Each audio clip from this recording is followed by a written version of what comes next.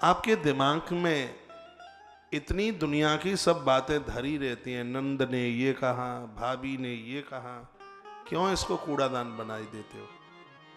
इसमें बढ़िया बढ़िया चीजें रखो। किसने क्या कहा, हर समय बस भाई उसने ये कहा, वो ये कहा। कुछ श्लोक गीता जी के चिंतन करो, मनुष्य में देवत्व का दर्शन होगा और ये जीवन का। और देखिए ये सब चीजें हमें अकर्मण्य नहीं बनाती। ये सब चीजें हम रोजाना इनका स्वाध्याय करते हैं तो क्या हम अकर्मण्य हैं? क्या हम कामचोर हैं? क्या हम मेहनती नहीं हैं? क्या हम मेहनत नहीं करते? हमें तो लगता है कि शायद हमारे अंदर जितनी फुर्ती है उतनी फुर्ती तो एक मिलिट्री के जवान में भी ना हो। हाँ, बस कंधे पर बंदूक नहीं है, शस्त्र नहीं है। शस्त्र नहीं है तो शास्त्र जरूर है। मुझे पता है आप ताली कमजोर ही बजाओगे।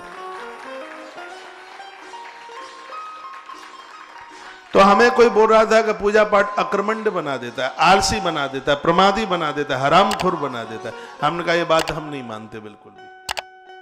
सो कैसे बना देगा? ये तो जीवन जीना सिखा देता है। पूजा पाठ करोगे भोर में जल्दी जगोगे, सब काम टाइम से फट। इस समय जो माताएं 9 महीने से कथा सुन रही हैं और बिल्कुल ये अनुभव वाली बातें आप बहनें मुझे बताती हैं, कहती हैं कि पहले सोचते थे 3-3 बजे तक रसोई में नहीं जा पाते, अब 1 तब बजता है रसोई पहले तैयार हो जाती है। तो कौन कहता है कि भगवान की आराधना में अकर्मण्य बनाती है, हरामखोर बनाती है, आलसी बनाती है, प्रमादी बनाती है? कभी भी नहीं। ये भगवान की कथाएं तो तुम्हें योगी बना देती हैं। इन कथाओं को सुनकर, इन सत्संग को करके आप क्रोध को पी लेते हैं, आप अपमान को पी लेते हैं।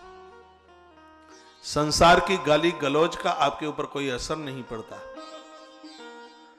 इन कथाओं की इतनी महिमा अपने आप में है। इस पवित्र व्यासपीठ से हम आप सबको आग्रह पूर्वक निवेदन करना चाहेंगे कि जीवन में से 4 चीजों को कभी निष्कासित मत कर देना।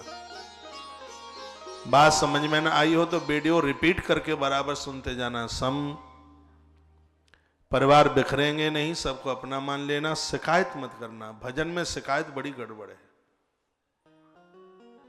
शिकायत मत करना। संतोष जीवन में मांगे मत रखना। साधु संग, महापुरुष के चरण में कभी अभिमान के साथ मत जाना।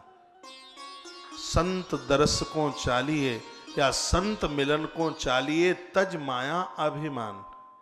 जो जो पग आगे धरहि, कोटिन यज्ञ समान। साधु को जाकर प्रणाम करके आप ये मत कहना कि मैं उद्योगपति हूं, आप ये मत कहना कि मैं एक बहुत बड़ा अफसर हूं, अधिकारी हूं, दिक्कत हो जाएगी। साधु खुद आपको पूछेगा कि आप क्या करते हैं, तब आप विनम्रता के साथ में बोलिएगा।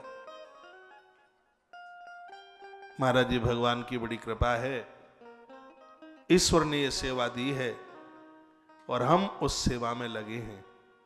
सोच रहे हैं कि अपने कर्म को आराधना बना दें, ऐसा भाव। बहुत लोग तो बड़े अभिमान के साथ पहुंचते हैं, आते हैं। आप जो भी कुछ हैं, अधिकारी हैं, पदाधिकारी हैं, ठीक है, अच्छी बात, आप योग्य हैं तभी तो आप ये बने हैं। योग्यता आपके पास में है, मैं तो नहीं बन गया क्योंकि वो योग्यता मेरे पास नहीं थी। इसलिए जितने आप योग्य हैं, जितना पद आपको मिला है, उतने ही आप विनम्र हो तो ज्यादा बढ़िया है। क्योंकि जमीन पर जो बैठा है उसको गिरने का खटका नहीं है, और जो छत पर बैठा है, छत पर मुड़गारियां बनाई जाती हैं, पता है आपको? छत पे मुड़गारियां, मुड़गारी जानते हो? इतनी दीवार उठा दी जाती है। क्यों उठा दी जाती है? रात्रि को सोता हुआ, आंखें मीड़ता हुआ छत ही समझ के पामना रख दे सो धड़ाम से नीचे कमर टूट जाए। तो एक बात मैं आपको निवेदन करूं, जिंदगी की छत की, महापुरुषों की सानिध्यता मुड़गारी है, जिससे आप गिरेंगे नहीं कभी। ये हमें सुरक्षित रखेगी। यहां अभिमानी बन करके मत जाना, यहां सज्जन बन के जाना, सदगुणी बन के जाना, दीन बन करके जाना। यहां आनंद होगा। महर्षि वशिष्ठ कहते हैं, हे राम, मैंने 4 सूत्र दिए हैं आत्मबोध के लिए, आत्मज्ञान के लिए, मोक्ष के लिए 4 सूत्र दिए हैं। यदि कोई चारों को ना प्राप्त कर पावे तो ये तीसरे को, साधु संग को स्वीकार कर ले। यदि साधु संग को स्वीकार कर लिया है तो वो तीनों उसके पास अपने आप चल करके आ जाए।